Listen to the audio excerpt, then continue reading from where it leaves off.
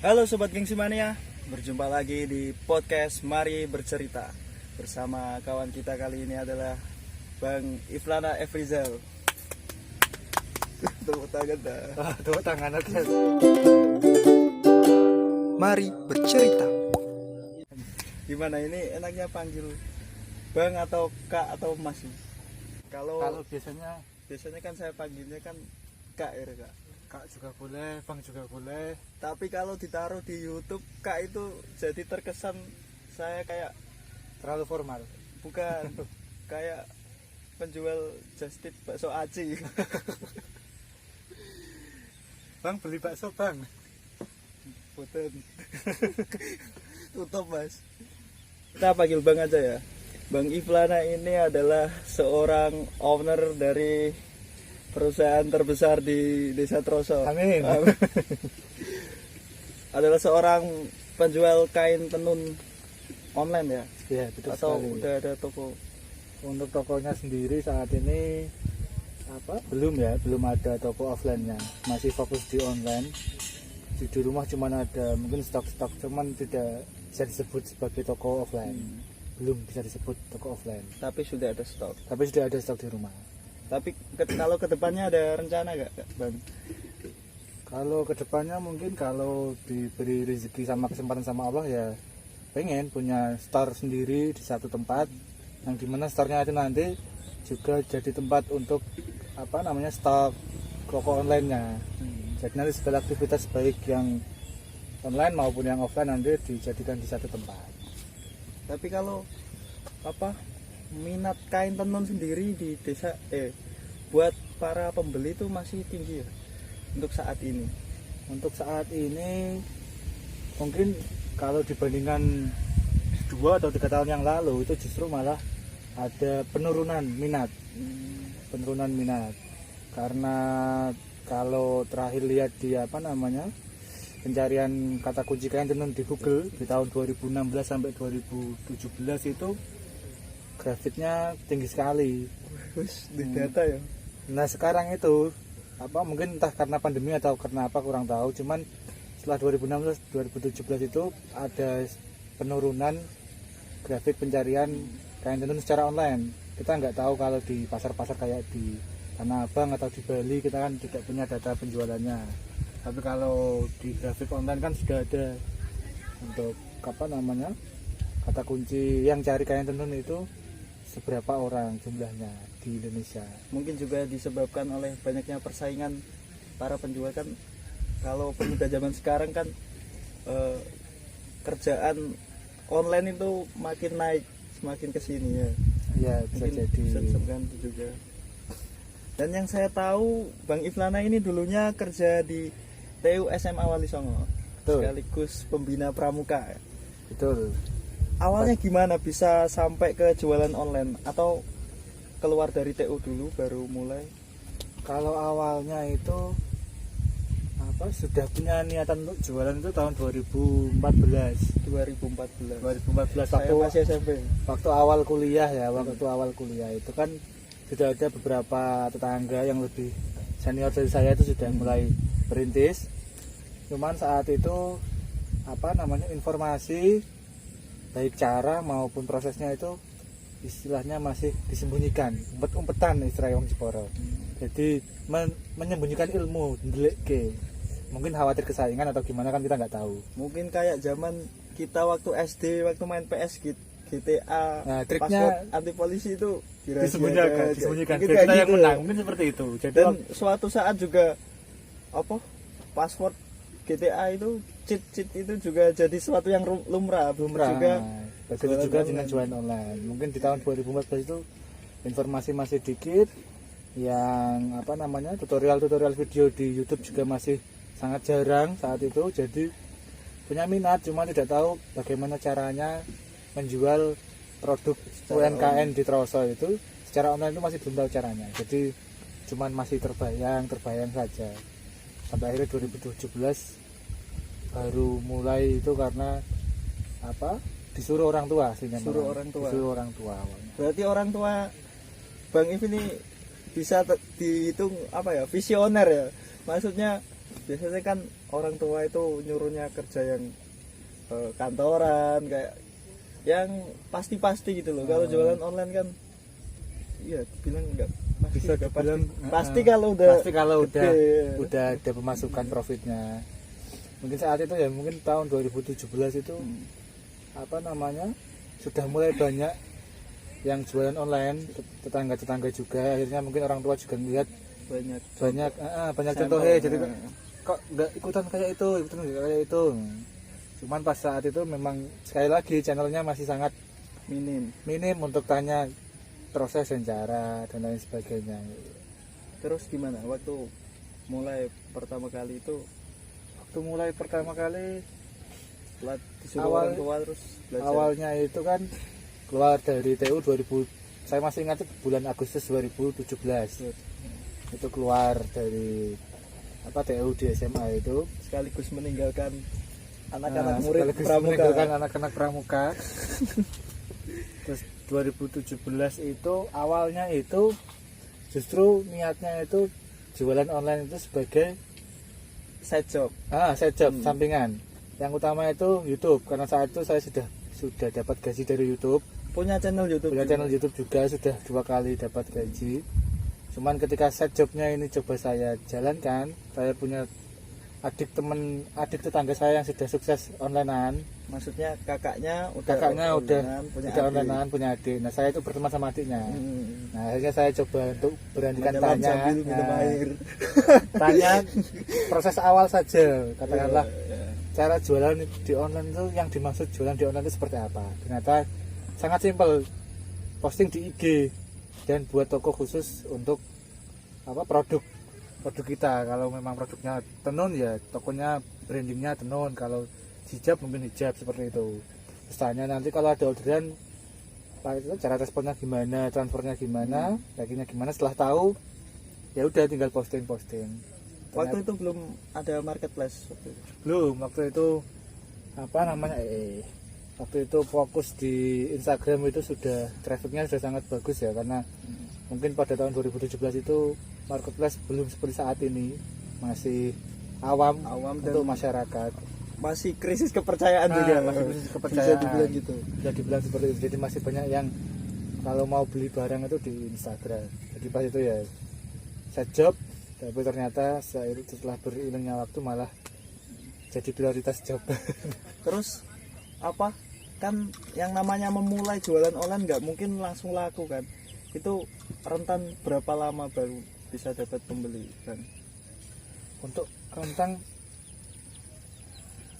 pertama itu entah memang doa orang tua atau faktor keberuntungan, nggak tahu ya. Tapi yang pasti saat itu saya mulai coba posting pertama di Instagram itu, selang 1 minggu itu saya dapat order transaksi.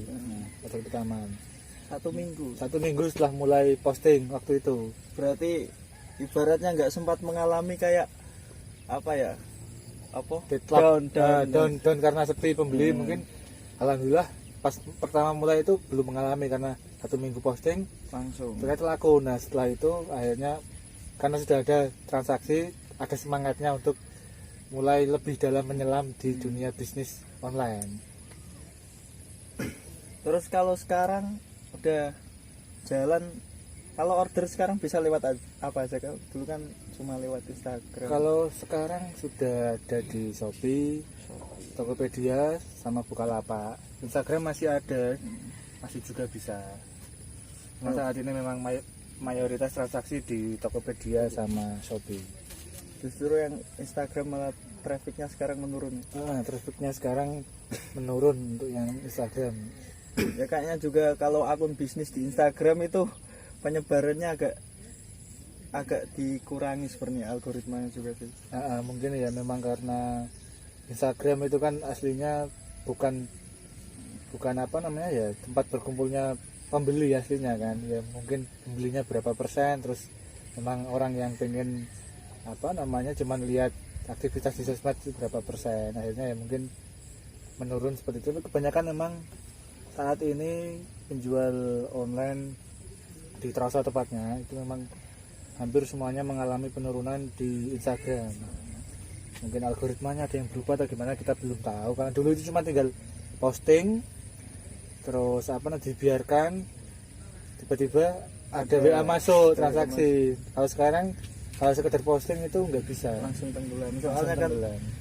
informasi itu update itu begitu Nah, cepat, begitu dan cepat. pengguna juga makin banyak kan.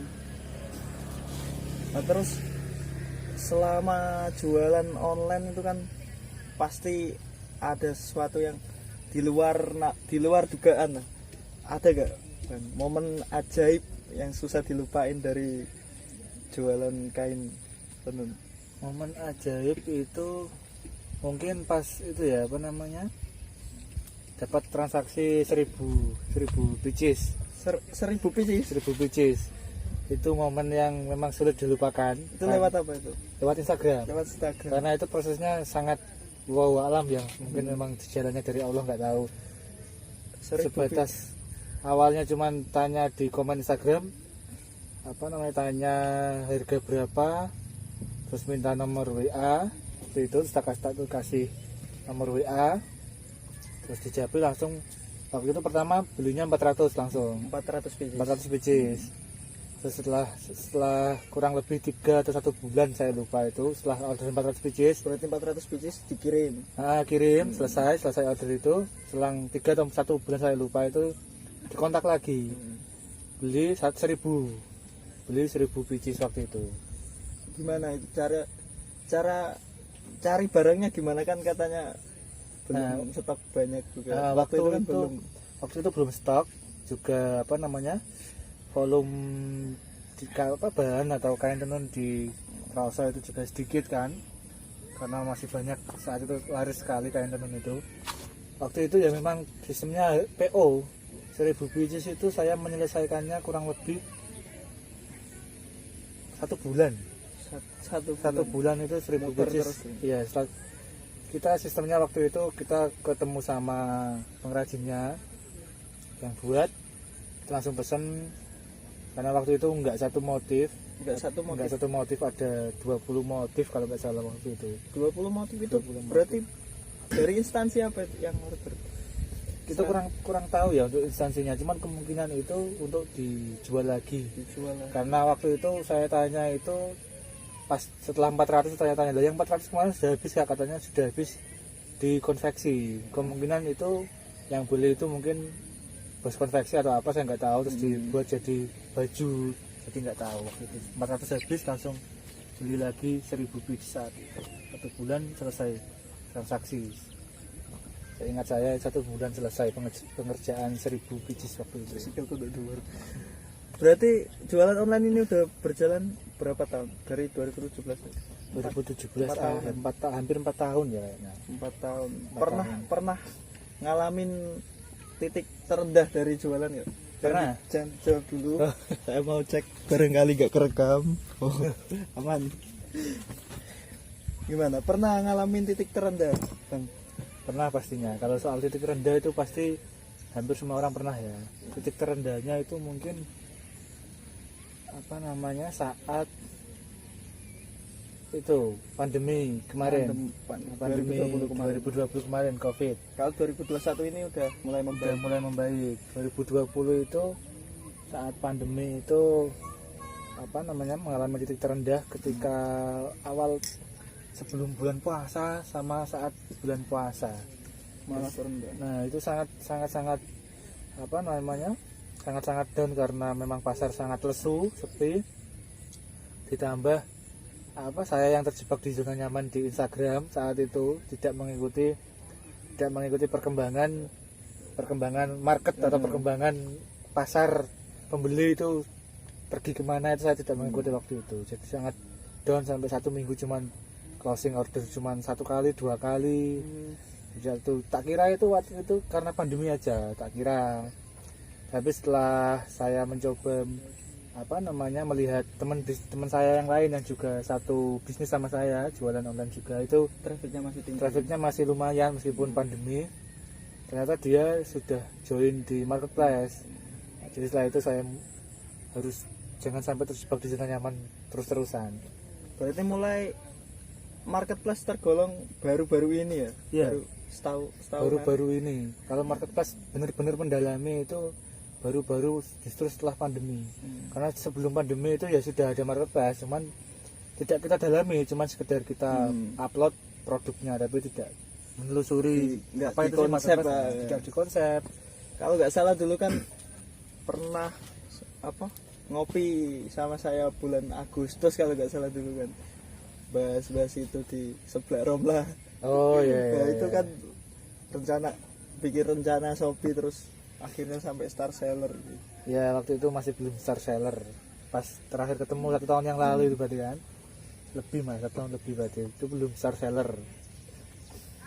Terus mungkin beberapa teman-teman yang nonton podcast ini penasaran, Bang. Kebanyakan kan orang bisa memulai tapi nggak bisa merawat gitu, bisa menanam tapi nggak bisa merawat. Bolehlah berbagi tips agar bisa konsisten jualan dan tetap laku. Kalau soal konsisten sama laku, faktor yang paling mempengaruhi itu pasti cuan. Itu udah pasti cuan. Apalagi kalau usianya masih muda, masih benar-benar idealis cuan. Karena yang bikin semangat itu cuan. Nah, harusnya itu punya pola pikir bagaimana supaya produk saya atau jualan saya ini menghasilkan cuan. Jadi jangan cuman saya jualan harus cuan, enggak.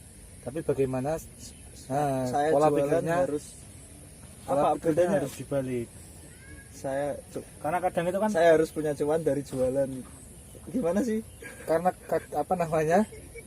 Kalau biasanya itu kalau bisnis atau jualan yang cuman enggak, ya tujuannya kan sama-sama mencari cuan, tapi karena biasanya itu ada yang cuman dijual-jual aja iseng-iseng.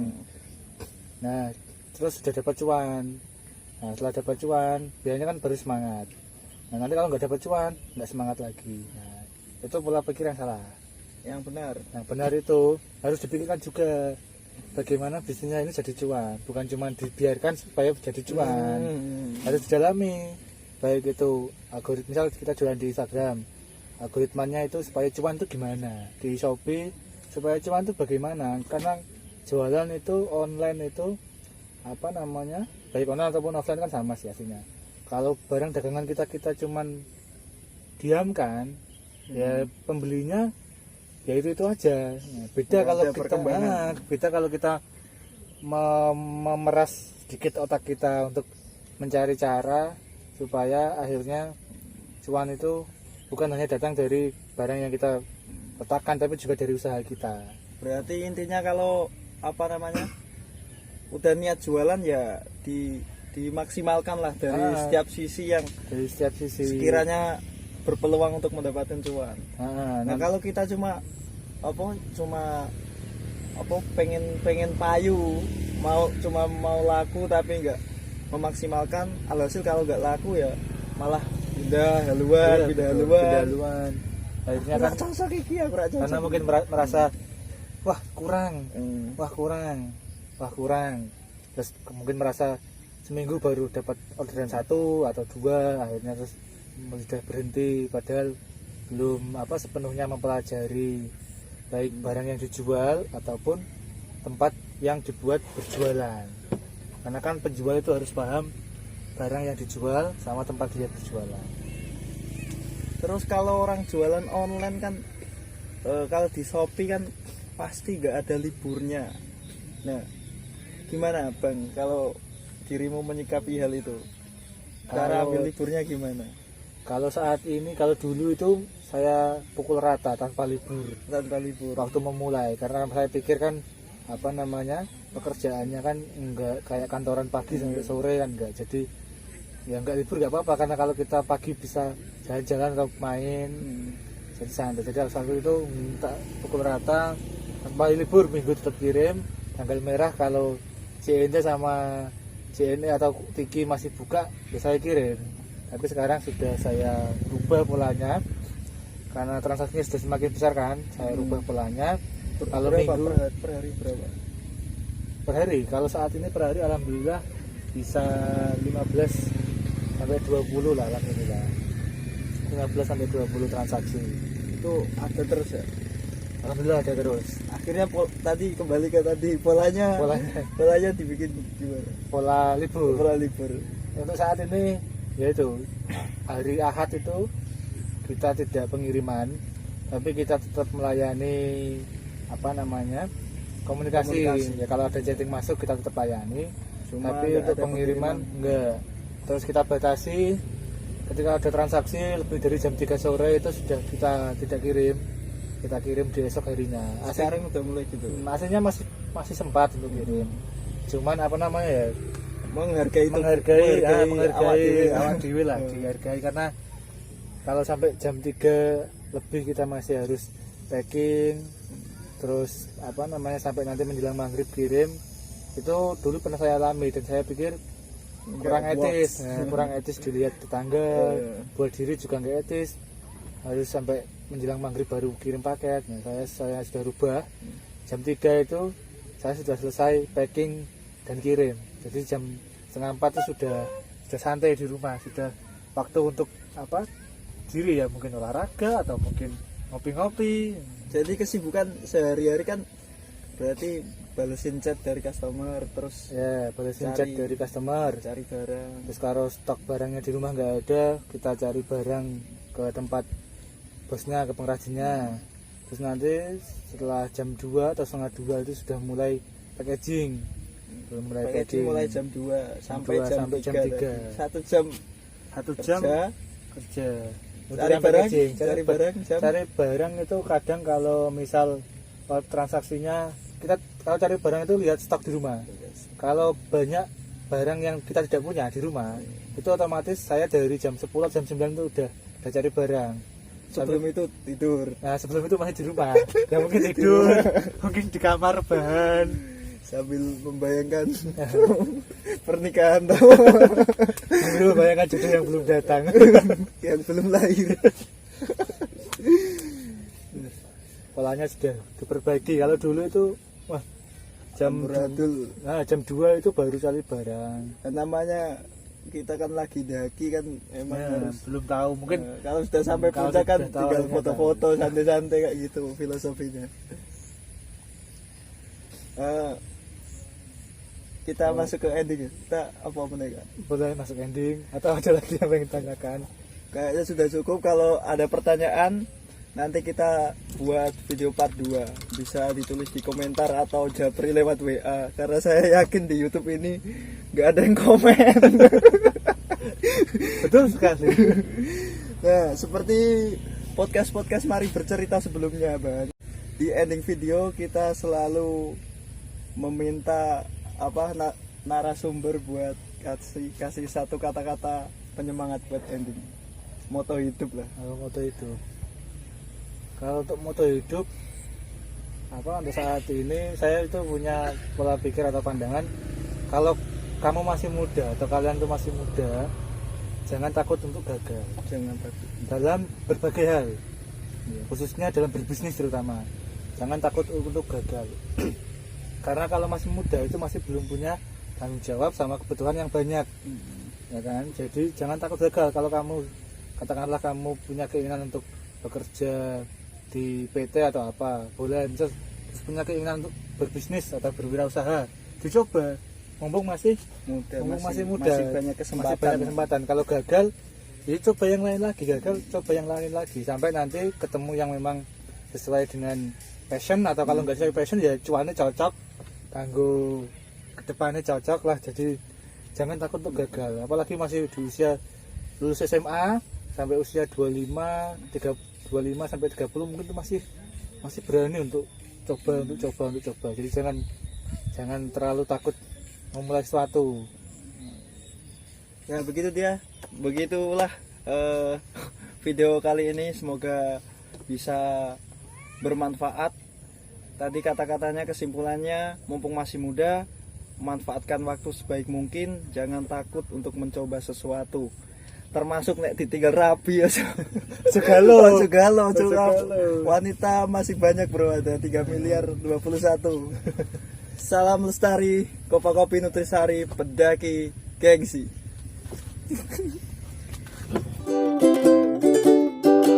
Mari bercerita.